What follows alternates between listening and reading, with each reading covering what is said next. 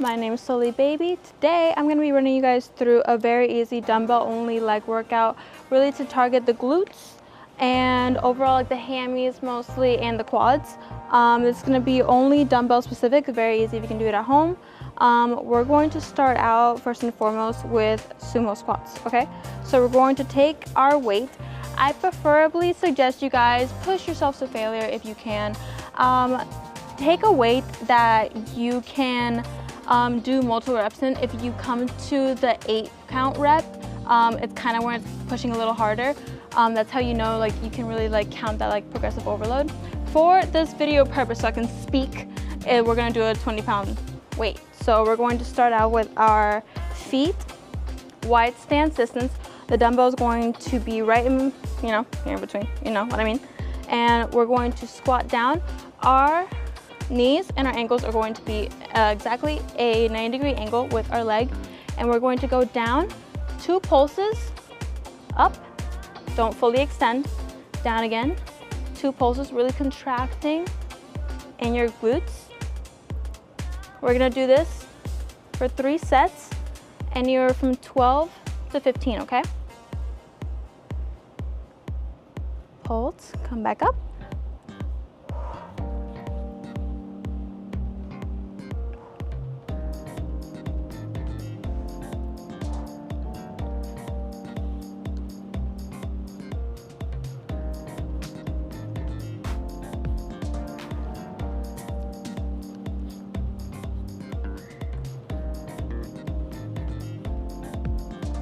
And then our last one.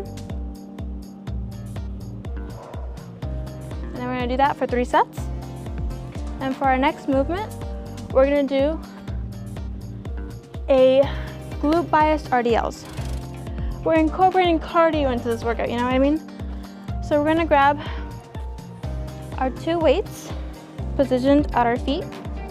And then, we're gonna have our feet hip distance apart. We're gonna grab the weight. And remember to contract before you get into this position. A lot of people feel it in their back. That's because you don't contract your core and contract your leg muscles before you get into the movement. So try to keep your spine very aligned, very straight, aligned with your shoulders, your neck, and your head. We're gonna grab the weights, come up, and then pretend that you're closing a car door with your butt. We're gonna go down about mid-calf and then come back up. Oh, I feel it. Go down and up. Make sure to keep your core engaged.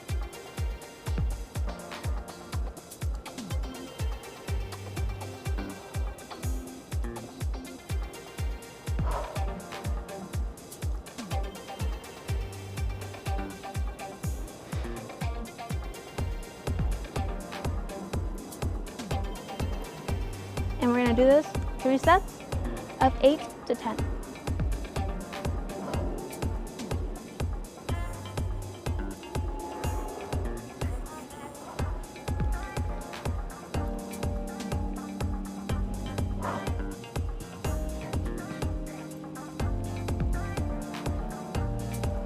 Very good, guys. And then we're gonna come into my most hated but most loved movement of all time, which is hip thrusts. We're going to position ourselves preparing for hip thrusts. So when it comes to preparing yourself for hip thrusts, you're going to want to align the bottom of your shoulder blades with bench. So I don't want it on your shoulders, I don't want it in your mid-back, I want it right at that sweet spot where your shoulder blades end. Then we're going to grab our weight. For the purpose of this video, I'm using a light 20-pound, but I want to see you doing 50 at least. We're going to position it right at our hips, bringing our shoulder blades to the end of the bench. And if you want to feel it quad dominant, then you're going to put your legs out a little further from 90 degrees.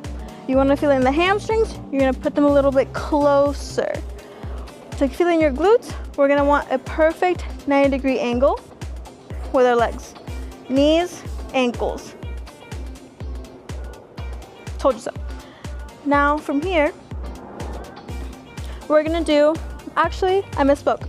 We're gonna do class glute bridges, which they're a little bit different than hip thrusts, but typically the same movement. So instead of going a full range of motion, with a class glute bridge, you're only gonna target your glutes. So from here, we're only gonna do a minimal range of movement, which is gonna be like so.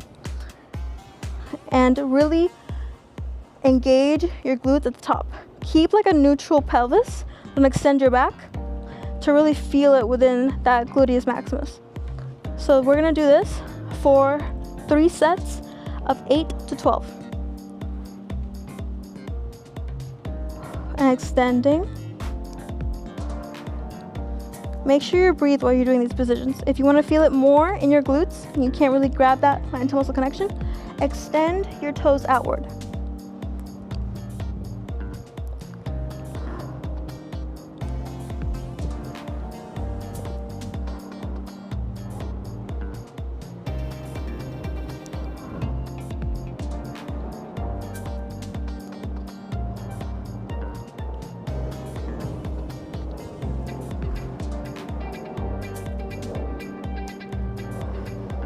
And then at the top, when we're done with our set, I typically like to pulse and engage, or just hold for 10 to 30 seconds at least. We're gonna pulse.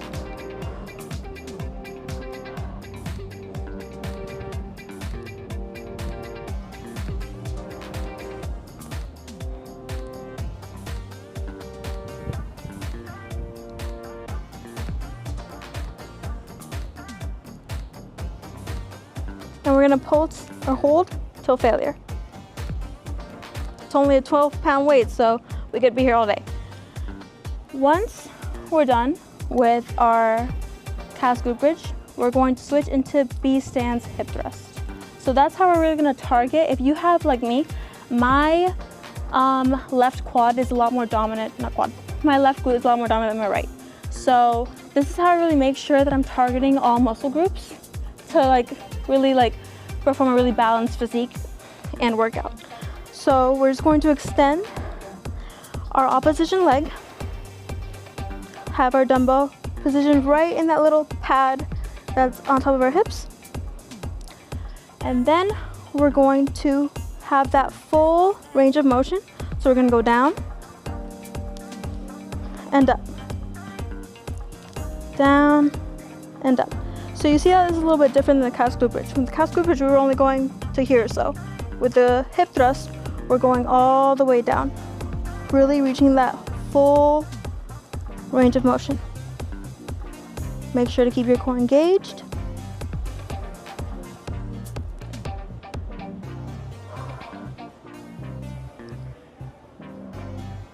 And we're gonna do 3 sets on each leg from 6 to 8. Because typically, after the calf glute bridge, I can only do 6 to 8.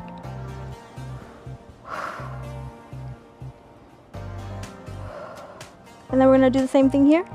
I don't typically like to pulse with this movement, I just like to hold. So we're gonna hold for at least 10 to 30 seconds. And then once we're done, alternate leg. The opposition leg is only there for balance, okay?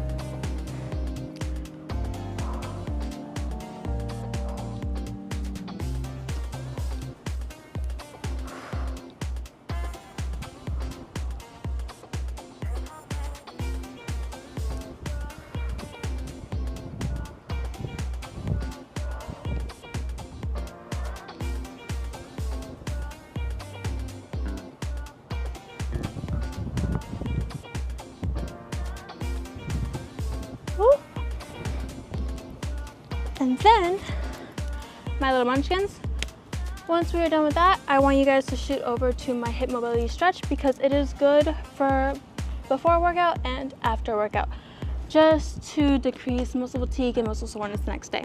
And also hop in the sauna if you can. But that is it. I hope you enjoyed this video. It's very quick, it's very efficient, very efficient. I hope to see you guys in the next one. I love you with all my heart.